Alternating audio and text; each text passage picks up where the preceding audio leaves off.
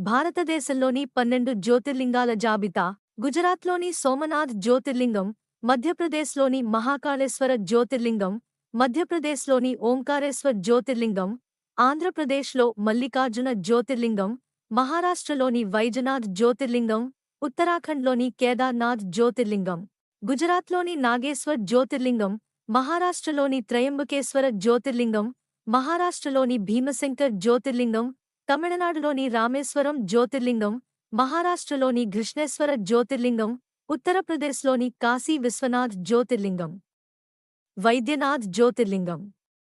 శ్రీవైద్యనాథేశ్వరుడు పాట్నా నుంచి సుమారు 220 కిలోమీటర్ల దూరంలో ఉంది. మహారాష్ట్రలో కంతిపూర్ దగ్గర పెద్ద శివాలయాన్ని కూడా శ్రీవైద్యనాథ జ్యోతిర్లింగంగా పూజిస్తున్నారు. ఈ రెండింటి నేపథ్యము రామాయణాంతర్గత రావణాసురుడి కథతో ముడిపడి ఉంది.